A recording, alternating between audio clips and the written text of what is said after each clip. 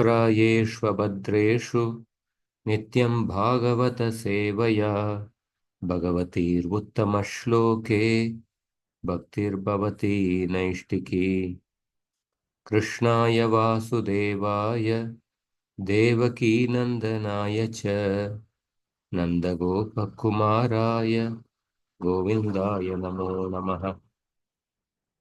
ॐ अज्ञानतिमिरन्धस्य ज्ञानाञ्जनशलाकया चक्षुरोन्मिलितं येन तस्मै श्रीगुरवे नमः।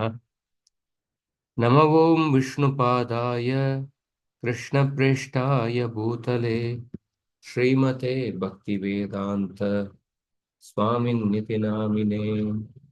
नमस्ते सारस्वती देवे गौरवाणी प्रचारिणे निर्विशेष शून्यवादी पाश्चात्य देशतारिणे। जय श्री कृष्ण चैतन्य प्रभु नित्यानंद श्री अद्वैत गदाधर श्रीवासादि गौर भक्तवृंद। हरे कृष्ण कृष्ण कृष्ण हरे हरे हरे राम हरे Ram Ram Ram Hare Hare.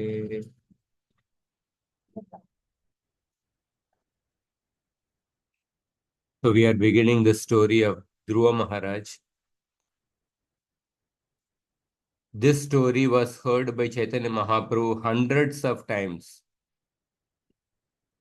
in the Tota Gopinath temple from Gadadhar Pandit. Mahaprabhu would hear almost every story many times, but particularly it is mentioned that Mahaprabhu heard the story of Dhruva Maharaj and Prahlad Maharaj hundreds of times. So you can repeat after me. Ekada suruche putram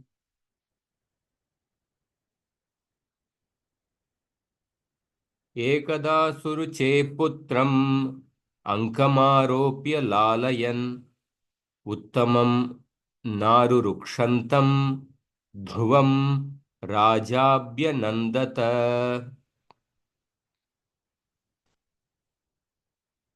एकदा once upon a time सुरुचेः पुत्रम् उत्तमं, who is the सुरुचेः पुत्र? उत्तमं। सुरुचेः पुत्रम् उत्तमं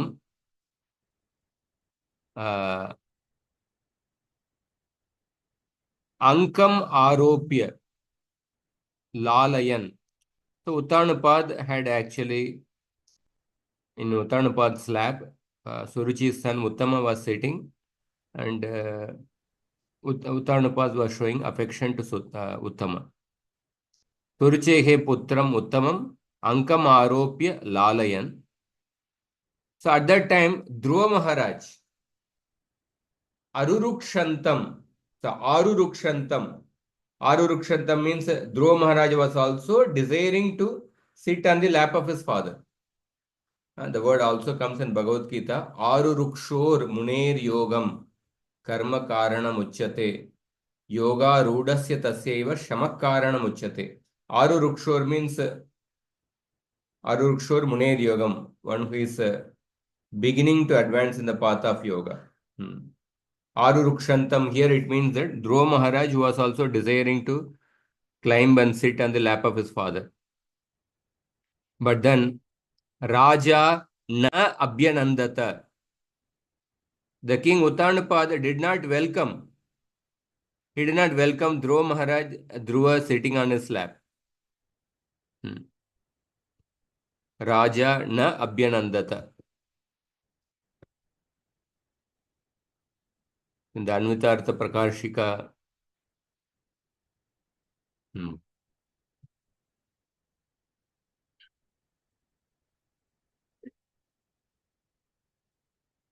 Sridhar Swami writes in his commentary. Let me check if something is there. Yeah, Sridhar Swami doesn't give any special this thing. But what we see here is that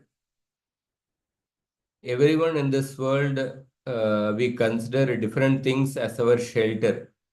It will give us protection. Dhruva Maharaj considered the lap of his father to be a secure place, lap of his father to be a shelter. But then what he considered to be a shelter or a source of security, but the father did not allow him to climb on that. So many times in our life also, we consider different things as our security in our life. It could be the bank balance, it could be certain relatives, it could be our house, it could be our job or the degree we have. So different things we consider to be shelter. But the Bhagavatam is consistently explaining that all the material securities, they will be fruitless at some point in time. The real security, the person who really gives shelter is Krishna.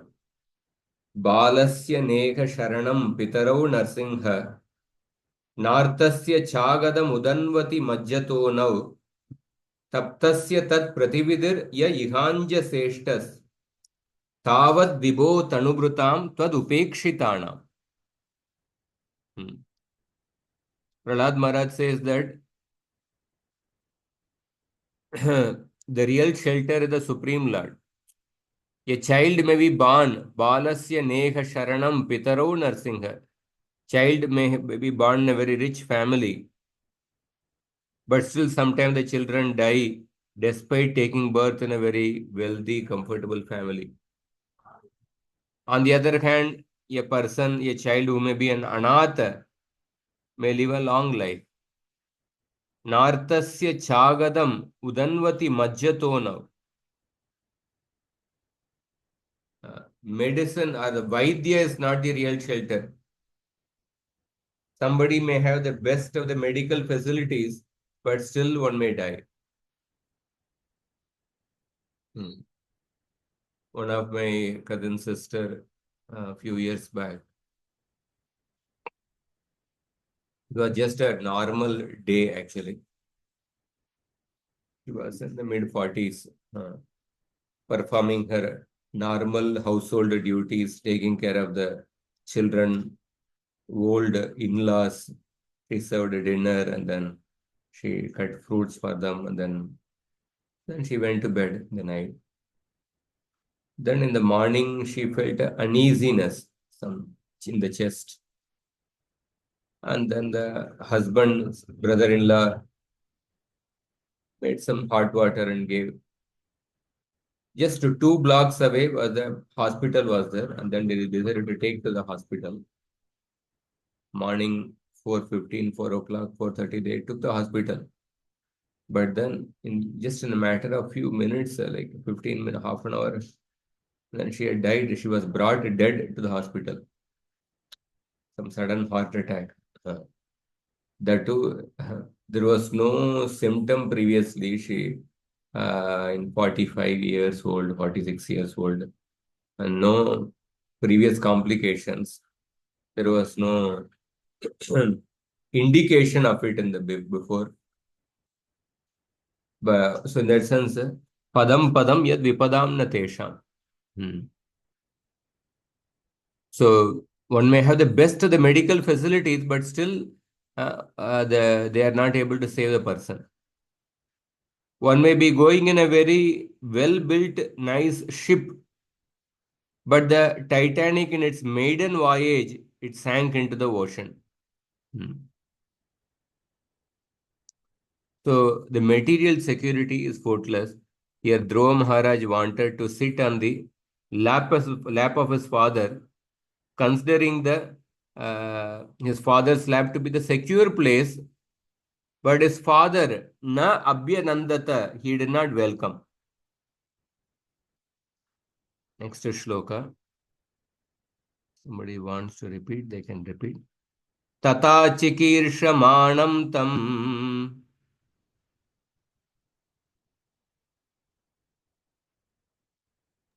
तथा चिकित्समानत्वं सपत्न्यास्तनयं ध्रुवम् तव स्वपत्नास्तनध्रुवम् सुरुचिर्शृण्वतो राज्ञ शुचि शृण्वतो राज्ञ शेर्ष्यमा शेर्ष्यमा शेर्ष्यमाहाति Garvita. शेषमाहाति Garvita So तथा चिकीर्षमाणं तं सपत्न्यास्तनयं ध्रुवम् अतिगर्विता सुरुचिः राज्ञः शृण्वतः शेर्ष्यमाह. अतिगर्विता सुरुचिः. Suruchi was extremely proud. That Suruchi, Rajnyah Shunvatah, in front of the king, while the king was listening, in front of the king, Sershyam means Irshyena Saha, means with great envy. Sershyam, Aha, she spoke. She spoke to whom? Sapatnyas Tanayam, Tam Chikirshamanam Dhruvam. To her Sapatnyas Tanayam, to the son of his co-wife, Sapatnya. Chikirshamanam, who was desiring to sit on the lap of his father, to that Dhruva, the extremely proud Suruchi, Ati Garvita Suruchi, and Sershyam with envy, she spoke in front of the king, Rajnyaha Shunvatah.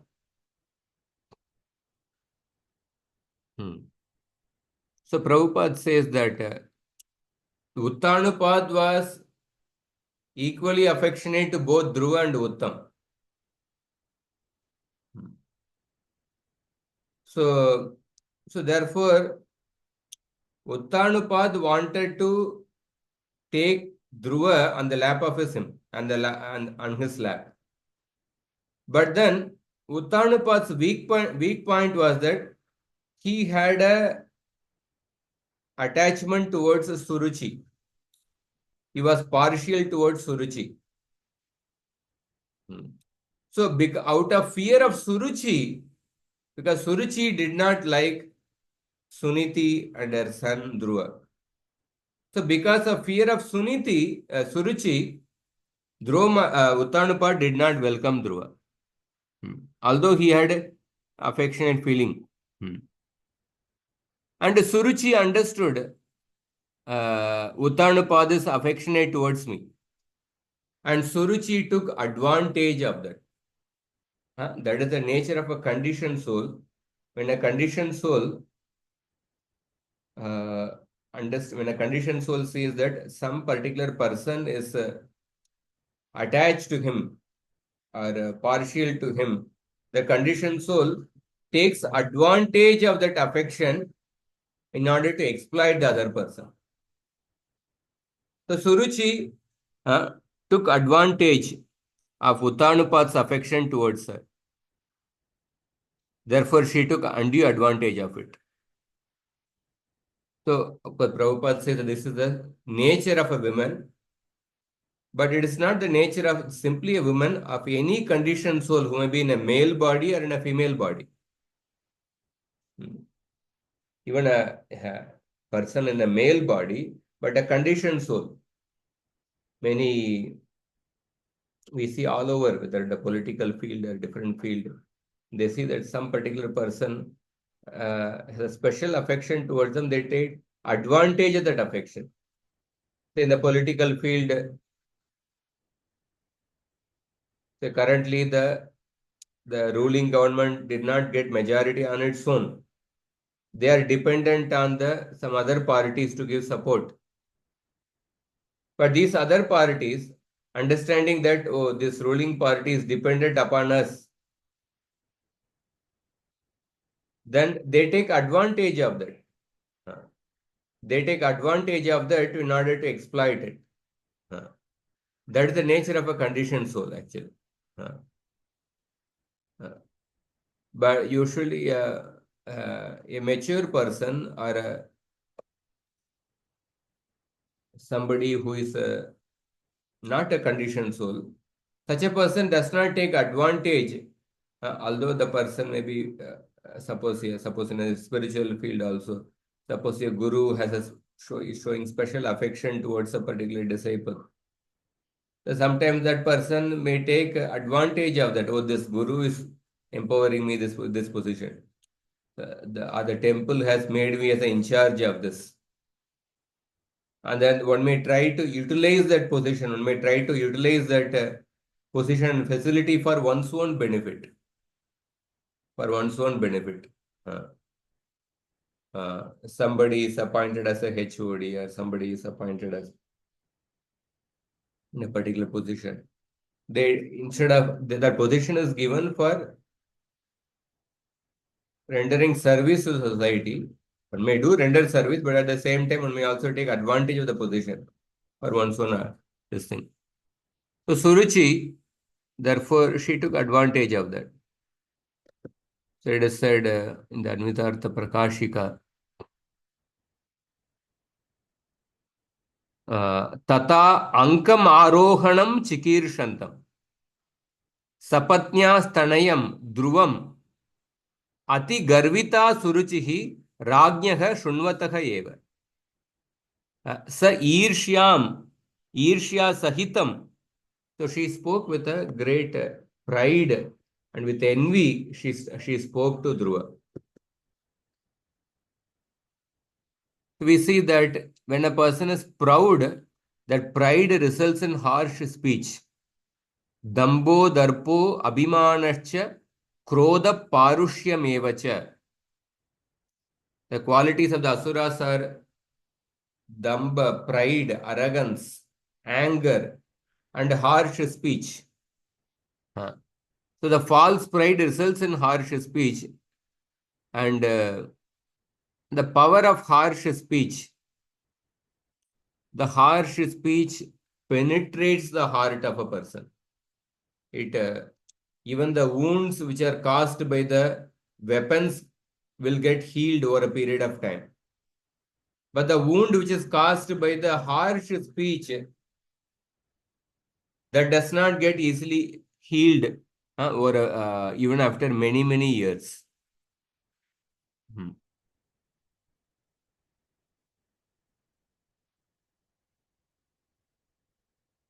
So that is why Rupa Goswami says that Vacho Vegam, Manasa Krodha Vegam. One has to control the urge to speak. And we also see here how the false pride results in harsh speech. So the pride can be arising from different sources. Janma Ishwarya Shruta Shribir. Janma Ishwarya Shruta Shri.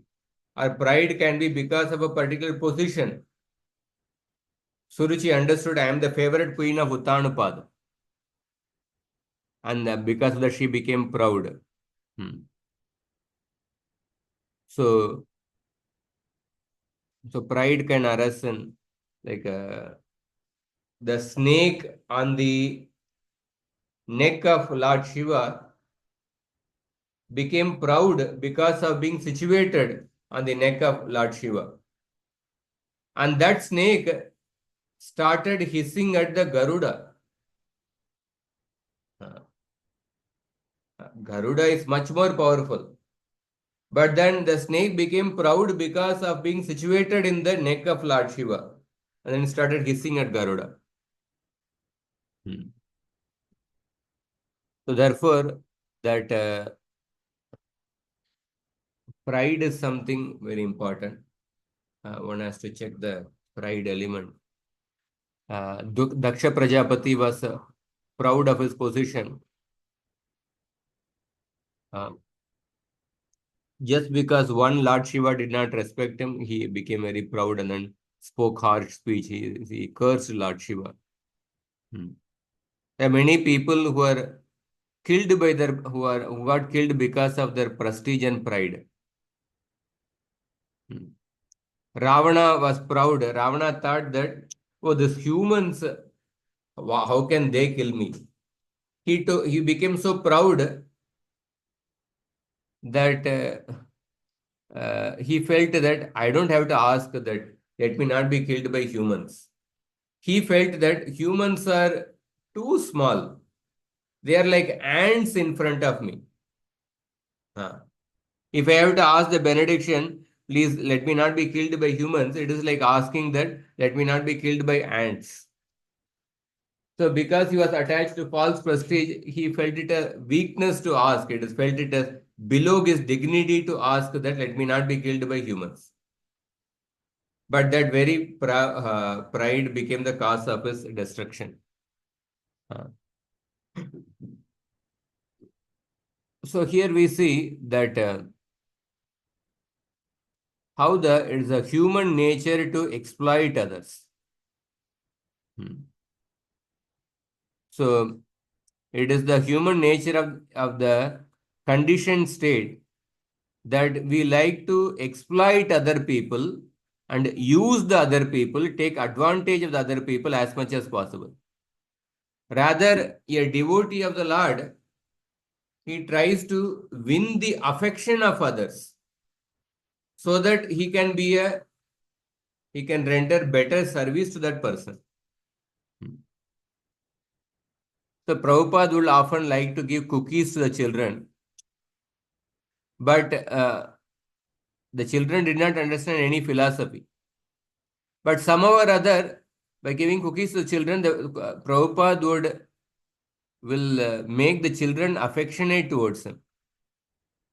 The children will become more affectionate to Srila Prabhupada. And then Prabhupada would use that affection to serve them by giving Krishna consciousness. So Prabhupada would bring that person close to him, just like small children, by giving cookies, and then the children become affectionate. Prabhupada would use that opportunity to give them Krishna consciousness. So, and even when they grow up, when they would grow up, they still remember that affection which Prabhupada showered on them. So,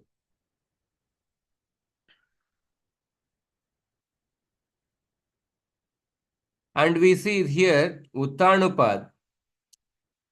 Uttanapad, he was attached to Suruchi more than Suniti. So Suruchi represents sense gratification. Suniti represents values.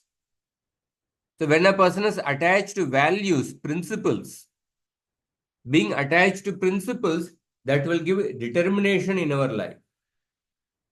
Suniti, that means great morality.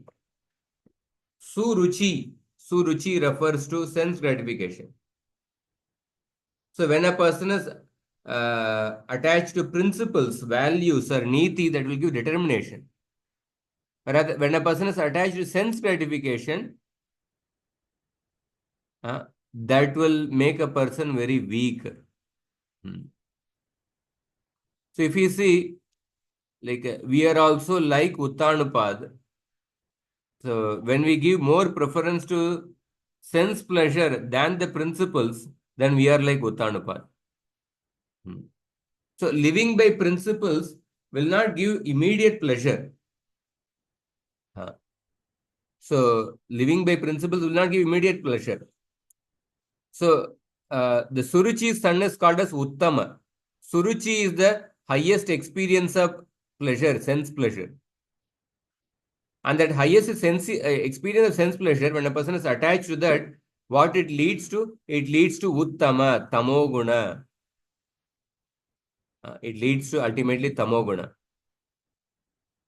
And when a person is attached to Suniti, great morality, what it will lead to? It will lead to Dhruva, determination.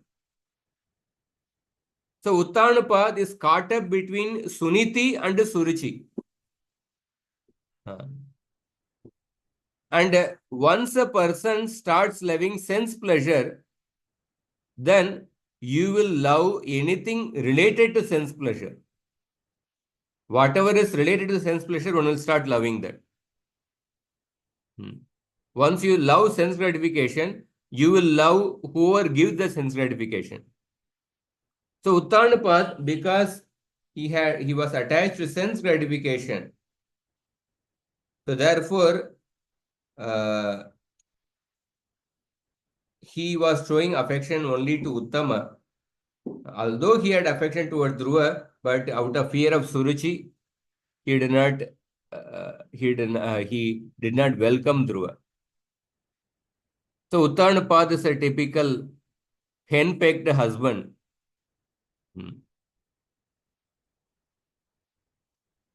So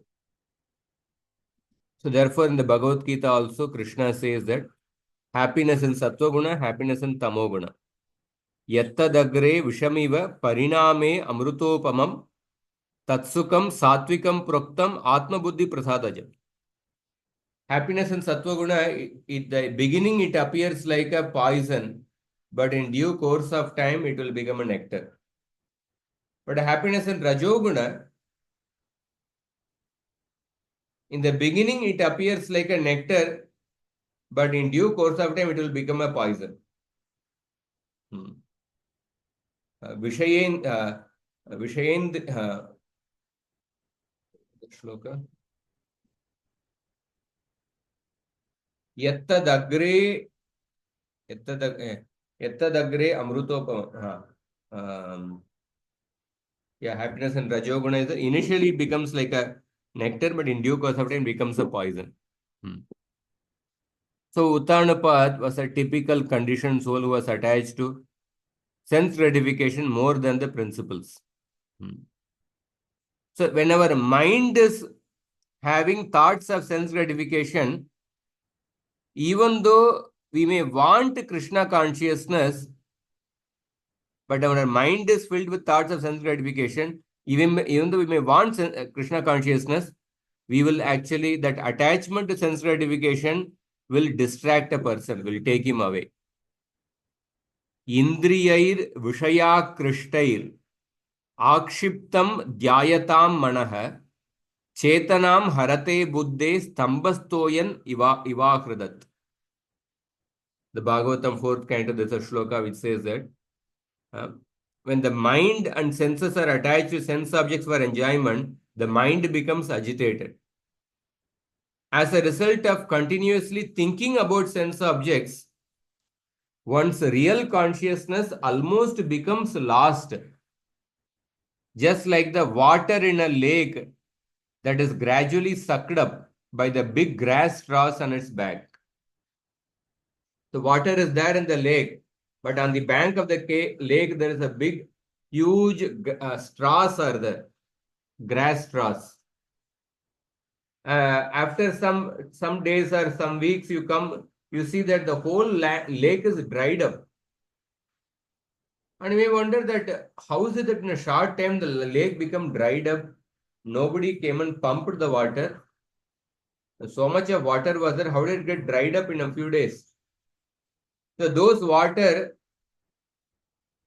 got sucked up by the big grass straws on the bank of the lake. So there is an invisible theft which has happened, which was done by the grass straws. So similarly, when the mind is attached to thoughts of sense gratification, those thoughts of sense gratification, they invisibly steal our determination. They invisibly steal our determination to practice bhakti. So there's an invisible theft. Just like a hacking, people without going into a person's house or something, by doing hacking, they steal the money of the person from the bank account. It's an invisible theft. So, and we see that a responsibility of a true leader cannot be partial to anybody. If a person is in a small position, he is not in a leadership position. He just a small family. Such a person being partial to family is all right. But somebody is in leadership position, one of the important qualities is that being impartial. So Uttanapad, he could have solved the whole problem. But then he was sitting quietly when Suruchi started speaking those harsh words. So, therefore, that although Uttanupat did not speak any harsh words, but because he kept quiet there, he was indirectly supporting the harsh words of Suruchi. So a leader, one of the important qualities is that one has to be equipoised.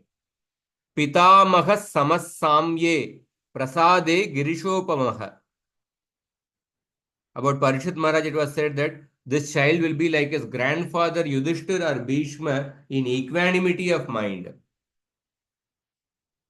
So any responsible or executive agent at the top of the administration has to tolerate the different types of onslaughts from the very people for whom he is working for. He may be working hard for the citizens, but the very people whom he is working for, they may not put vote for him. Modi may be working hard and he worked hard or whatever it may be, like the making Ram temple and then doing fasting for a week before the installation of the Ram deity. But the very Hindus for whom he worked hard, they themselves did not put vote actually. Muslim Modi worked hard to bring development in Kashmir. So much of development has been made. But in the recent election, the BJP did not win a single seat in Kashmir. They only won seats in Jammu. They did not win a single seat in Kashmir. Although so much of development was brought for the sake of the people in Kashmir, but the very people for whom he worked, they did not put vote. Muslim, though it is understandable, they only choose the preference based on their faith, religion. But even the Hindus, the very people for whom he worked by making the Ram temple, even they also did not put vote. So this is a natural situation. Any person, the responsible, this one, he might have worked hard, but he may be criticized by the very people for whom he worked hard. So at that time, generally we lose enthusiasm. But a leader should not lose enthusiasm. He should be equipoised. Even Brahmaji was criticized by the gopis for creating an eyelid which blinks. So here we see that Uttanapad was partial. He was attached to his wife Suruchi.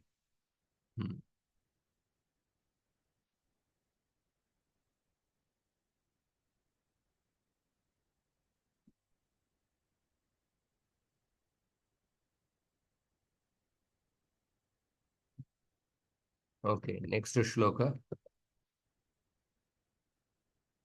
Somebody can repeat.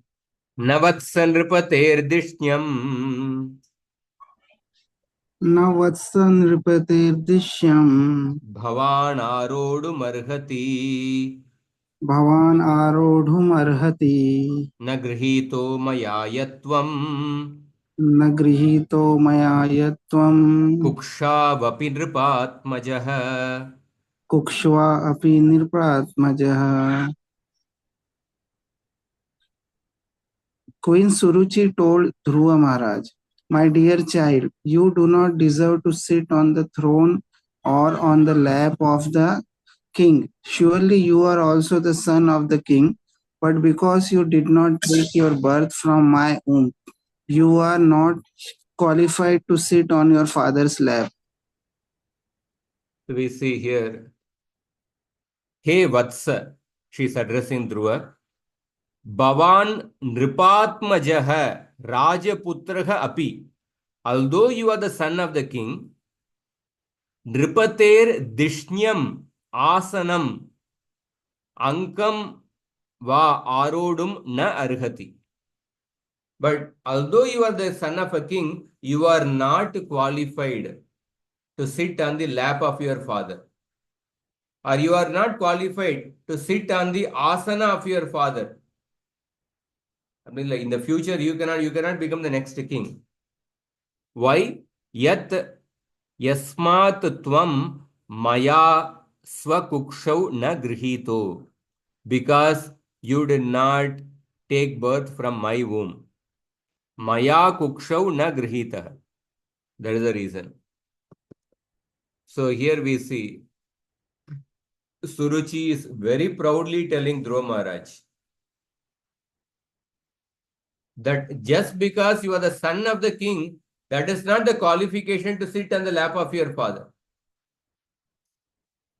The qualification is that whether you have taken birth from my womb or not. That is the qualification. Just being the son of the father is not sufficient. It is dependent on being taken birth from my womb. Indirectly, she is informing Dhruva that although you are the son of your father, but you are actually an illegitimate son because you have taken birth from the womb of another queen, not from my womb. So we can see the harsh speech. So I'll just mention this thing about the speech. About this itself, we can speak so many classes about how the speech should be. But some few shlokas I will mention and then we'll go ahead.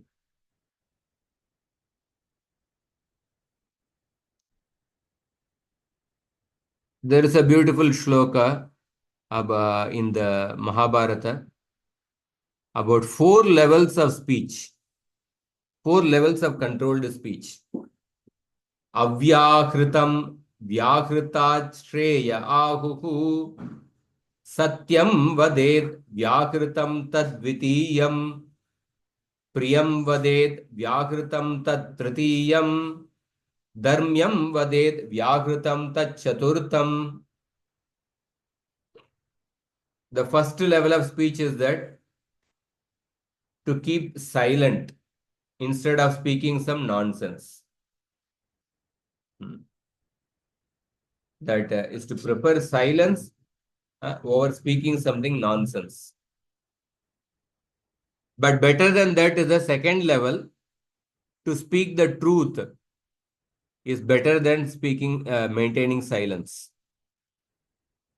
And higher than that is that speaking the truth in a pleasing manner is better than simply speaking the truth. And then higher than that is the fourth level. Fourth level is to speak the subject matter which is pertaining to dharma. To speak about dharma, it is the highest level of speech. Vidura is telling in the Udyoga Parva of the Mahabharata. Bhagavatam says that Savagyaya tasya gunan grinite. Actual speech is that which describes the glories of the Lord, qualities of the Lord. So, there is a beautiful shloka. Priyavakya pradhanena sarve tushyanti jantavaha. Tasmat tadeva vaktavyam vachane ka daridrata. When we speak sweet words, it satisfies everyone. So therefore, speak always sweet words. Why are you so miserly in your act of speech? Why exhibit poverty, miserliness in speaking sweet words?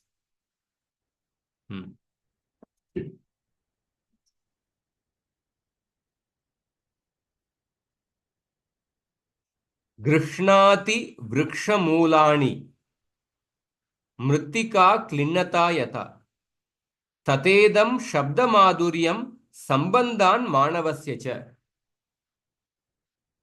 So it says that the roots of a tree, how those roots of a tree are kept together, are kept very strong. Mritika klinata yata. When the soil has a moisture, the soil which has a moisture, it keeps all the roots together. It holds the roots of a tree together. If the soil is dry, it cannot keep the roots together. The soil which has a moisture can keep all the roots together. Similarly, tatedam shabda madhuryam, the sweetness in one's speech that keeps all the relationships together, that holds together all the relationships. Sambandhan manavasya cha. Therefore, when we speak harsh words many times, the relationships are cut off. And sometimes in the future, we may be dependent on the same relationship actually. So at that time, we may speak, at the spur of a moment, we may speak very harsh words and we may cut off the relationships. And later, when we'll become dependent on the same relationship, when with what face we'll go and meet that person. So Canada has cut off the relationship with India. Just because they are accusing that, oh, India was responsible for the killing of this one. They cut off the relationship actually. So therefore, Krishna says that Anudvega karam vakyam satyam prihitam chayat swadhyaya abhyasanam chaiva vangmayam tapauchyat. Next shloka. Balosi bata natmanam.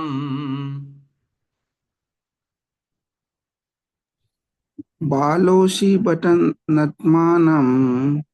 Anyastri garbha sambritam. Nestri garba sambritam. Nunam veda bhavan yasya.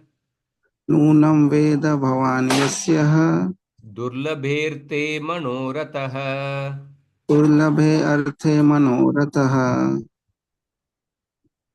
My dear child, you are unaware that you were born not of my womb but of another woman. Therefore, you should know that your attempt is doomed to failure. You are trying to fulfill a desire which is impossible to fulfill. So here she says that Tvam balaha asi, you are a small child. Yasya bhavato durlabherte raja utsangarohane manorato asti.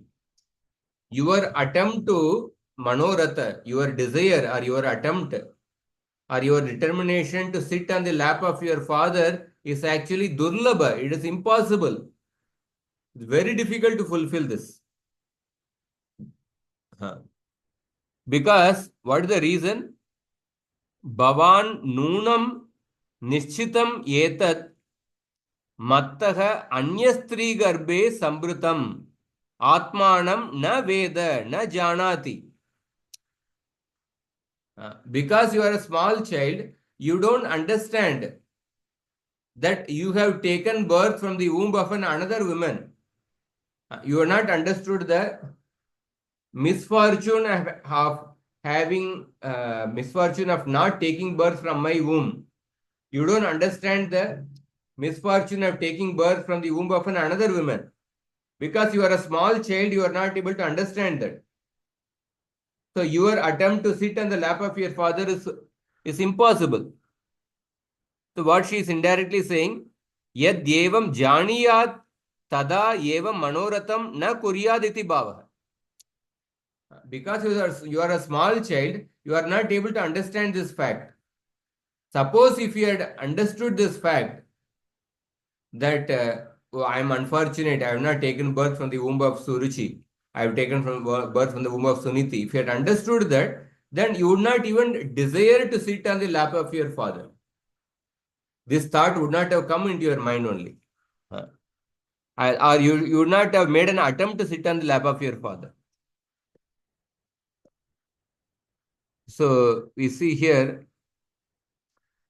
Dhruva Maharaj, as a small child, he did not know that there was a distinction between the two mothers, Suruchi and Suniti. And this distinction is pointed out by Suruchi. Because you are a small child, you are not able to understand the distinction. This is we can see another statement of Queen Suruchi's pride. We see pride is something very deadly, this one. I'll read some quotations on pride.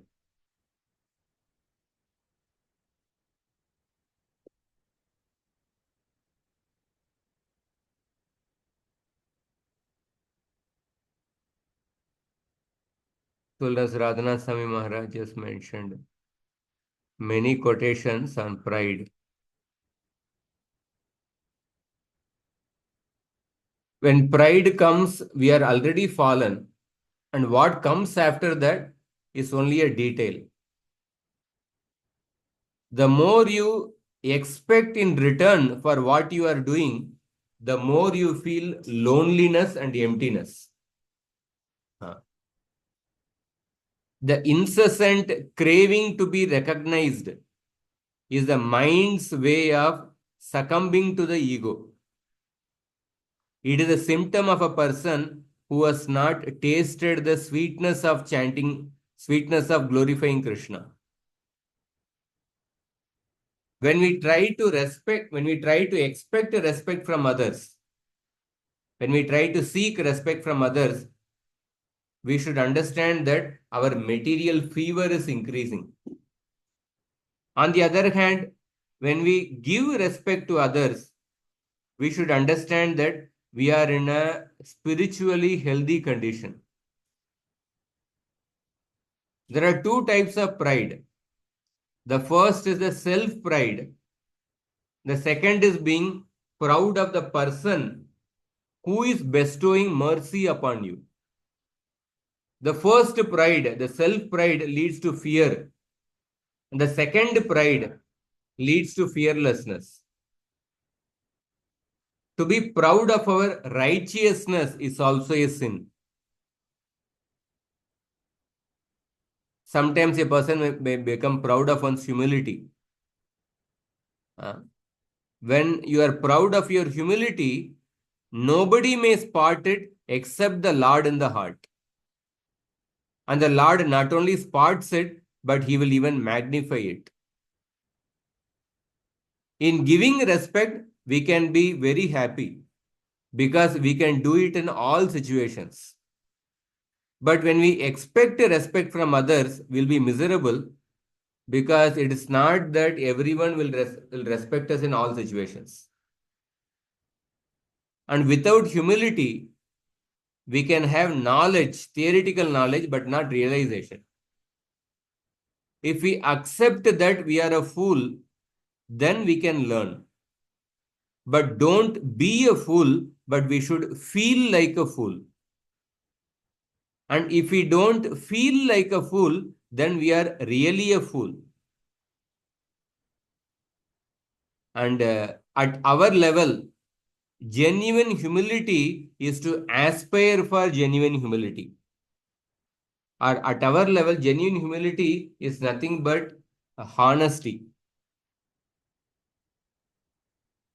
Like that, many quotations are there about this one. There in the Haribhakti Vilas, the concluding verse of Haribhakti Vilas, Sanatan Goswami says that Sarvatyagepi aheyavaha sarva anartha bhuvaschate kuryup pratistavishtaya yatnam asparshane varam. Even if one can give up all the material desires, the desire for fame is very difficult to give up. This desire for fame, which is compared to stool, is a root cause of all anarthas. Therefore, one should carefully avoid touching this stool-like desire for fame. So one more shloka. Prabhuji, can I ask something or? Yes, sir. Prabhuji, this what is then we also say that self-respect should also be there because we are Krishna's part and parcel. somebody doesn't give respect then to us, then also we don't go to such places or like that. Even Chaitanya Mahaprabhu also, he understood that the in South India when he was embracing uh, Ramananda Roy, he understood that these people cannot respect our emotions, so he didn't exhibit those feelings in front of them and didn't. So one thing is okay, we give respect, but we may not associate with those people. At the same time, that means again they are not respecting. That means we are aware that these people are not respecting. That means is it like being aware is same as expecting that respect, or because for sadhakas it is little interlinked. We may say that he's not giving respect, okay, that is one thing, but are we expecting respect in that? It's a very subtle difference. So and also I gave the behavior of Chaitanya Mahaprabhu, like night kirtans also, nocturnal kirtans, he didn't allow anybody, everyone, though he loves everyone, respects everyone, but he allowed only very confidential people. So association with everyone is not possible, but respect to everyone is possible. At the same time, expecting part also, I had this query. Can you explain? Yeah, it's a nice question. Yeah, when we are not invited to a particular place, we should not go there. Lord Shiva, Sati wanted to go and take part in the sacrifice of Daksha. But Daksha had not invited them. Lord Shiva told that it's better not to go there because better not to go to a place where we are not invited. So it appears that, okay, Shiva was expecting himself to be invited there, expecting some respect, and then Shiva himself was not expecting, but Sati, even though she is not invited, she wanted to go there because of her attachment to the family. So, Lord Shiva was reminding that when we are not invited, better not go to an uninvited place. So this is like that doesn't mean that we are expecting respect. In a day-to-day dealings, sometimes some people they may not invite us, they may not want us in a particular place. Then we accept it. Okay, we are not wanted, no problem. We'll not go there. Or sometimes some people may call us, but more as a courtesy call. As a formality, they may call. Whether they really want us or not, that we may not know. It may take only after some time we'll come to know. Sometimes people may call us for a particular, say function or some this thing. It may be more a courtesy call or a formality, this one. So therefore one has to be little worldly be aware also. One has to be worldly wise to understand whether it's a courtesy call, whether they are actually wanting this one.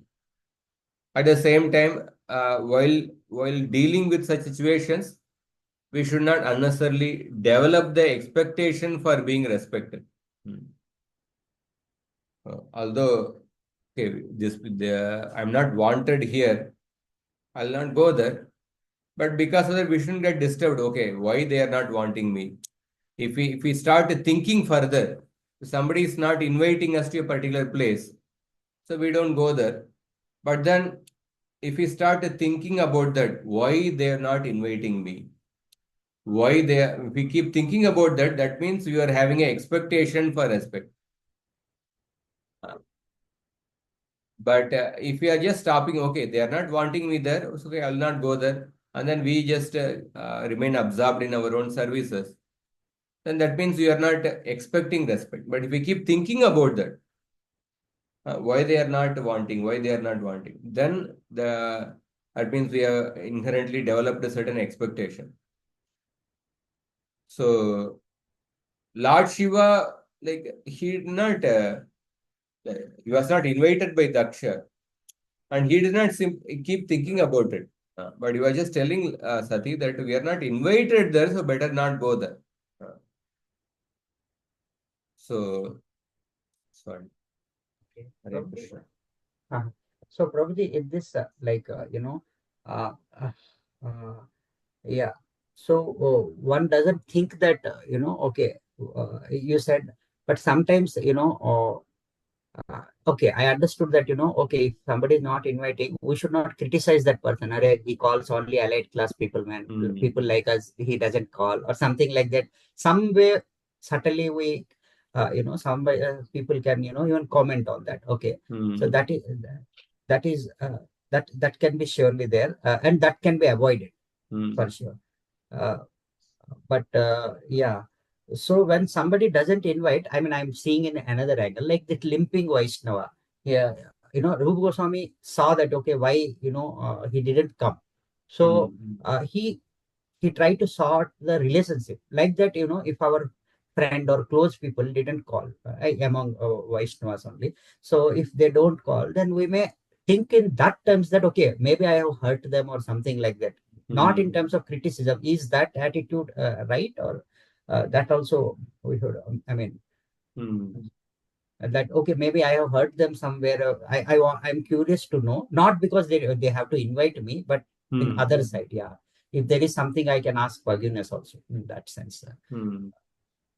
It's Yeah, quite a we very have to subtle see the actually. yeah, we have to see what is the exact situation. In the case of Rupa Goswami, he was actually absorbed in certain meditation, yeah, meditating on Radha Krishna Leela, and then suddenly that meditation broke.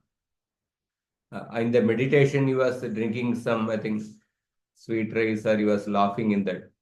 And by seeing that, the other limping Vaishnava thought that Rupa Goswami is laughing by seeing me. And then he went. And Rupa Goswami's meditation broke. And then when he asked that, what is the reason my meditation broke? And somebody told that maybe some Vaishnava is displeased with you. So then, in order to understand that, he invited all the Vaishnavas for prasadam. Then that person who did not come, he understood, oh, this person is unhappy with me. And then he went and begged forgiveness like that. Hmm. Yeah, sometimes it depends on case to case, actually, what situation. Sometimes, yeah, we may think, oh, maybe I have done something wrong because that person has not invited me. Uh, um, uh, so then we can sometimes, especially when it is affecting our certain services or something, then we can go and inquire. Okay, Rupa Goswami's meditation on Radha Krishna pastime broke. So therefore, he felt maybe he understood that some Vaishnava is displeased with him, even though he didn't commit a mistake intentionally. He went and begged forgiveness. Suppose if it is affecting us in a particular service, somebody who's, then we'll have to find out and then go and find out a devotee who is displeased with us and then go and beg forgiveness. Otherwise, sometimes say certain special functions are there. Say, in Bombay, suppose some Radhanath Maharaj is called for certain functions. So along with that, few brahmacharis are called, certain leaders or something. Then many other devotees who may also be senior, they may not receive the invitation. So why that person is called, why I'm not called? Sometimes instead of, you may not brood over that. And sometimes, of course, it is just an opportunity to hear from the Guru. Some people, even without being called, they go there and just hear from the Guru and then come. But if it is something for our respect, oh, they did not call me, they did not respect me, then we have to think. It's a very subtle thing, as you also mentioned that. It depends on case to case, in which case maybe we can find out, oh, this devotee is displeased with me, and then we go and try to reconcile with the devotee. Sometimes we just leave that and then go concentrate on our service. Yes, bro. Thank you, bro. Uh, and, and one more also clarification about the previous section which you discussed, I mean, today only. Hmm. Yeah. Like you said that Uttanapad didn't say anything to Suruchi. In Suruchi. Sometimes, probably, I mean, this is like even in our temple, or in our setup, organizational setup. I'm not talking about Hmm. when we are organized religion, sometimes it happens that this person is serving a lot, and that person, if he supports the other person, okay, even that time he will speak something, then this person is serving with this, the leader, he may become upset, and the entire project or the service may be getting disturbed. So sometimes that kind of diplomacy has to be played for in that sense.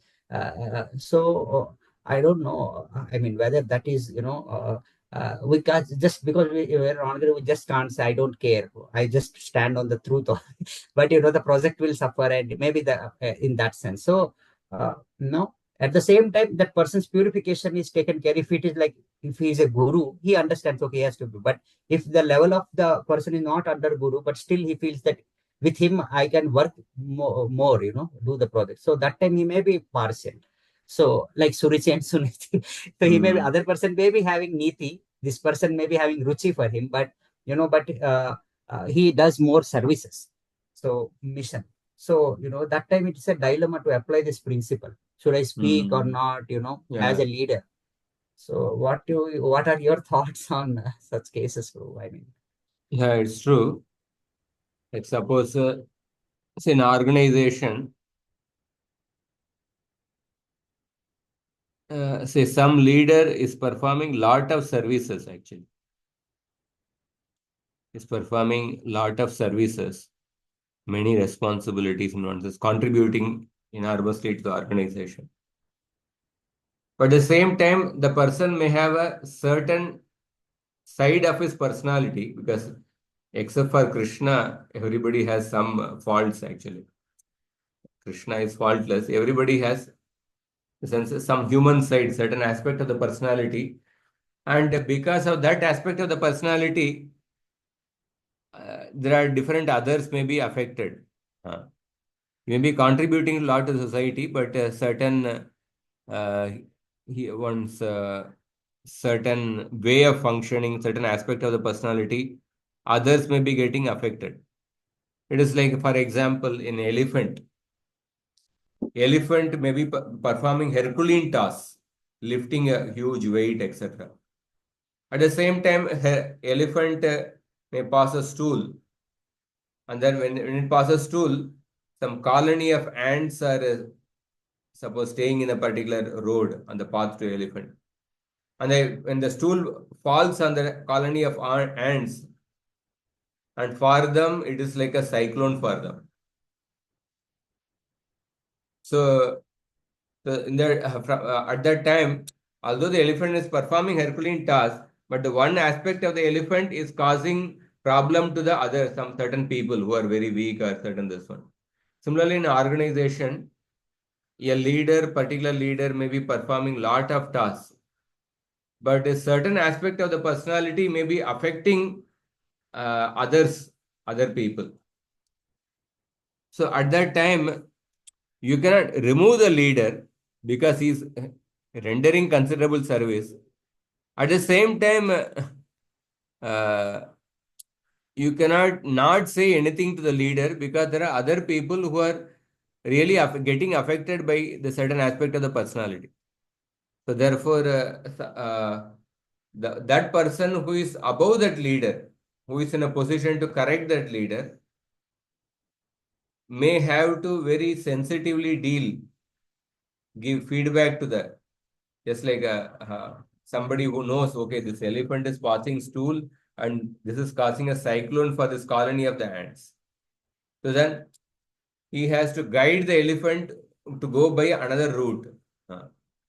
So the somebody above the leader, he has to adjust the situation in such a way that his service also goes on. At the same time, other people don't get affected by the certain aspect of the personality. Just like Brahmaji handled the Prithu Maharaj Yagya. Indra was in a big responsible position, the king of the Devatas. He was doing great service. At the same time, one aspect of the personality was he was attached to the position, he was stealing the horse repeatedly. So therefore, Brahmaji came, and Brahmaji did not remove Indra from the position. Rather, he adjusted the whole situation in such a way that Indra does not again keep stealing the horses. He told Prithu Maharaj to stop performing the yajna. So it is so it may appear that Indra is partial to the Brahma is partial to Indra, because Brahma did not say anything to Indra. Brahma told all the gave all the feedback to Prithu only. So it appears that Brahma has a soft corner to Indra because he did not say anything. But sometimes, because Indra was not in a position to listen, he was not in a position to accept feedback, because he was a stubborn person, Brahma did not attempt to say anything to him. But because Prithu Maharaj was a submissive person, he spoke to Prithu Maharaj. So it's sometimes it may appear that one may have to show partiality, although a person may be committing mistakes, other person is innocent. But that is needed in certain situations for the overall service of the society and the organization. Thank you, bro. Thank you. Hare Krishna. Anybody else has any other questions, comments?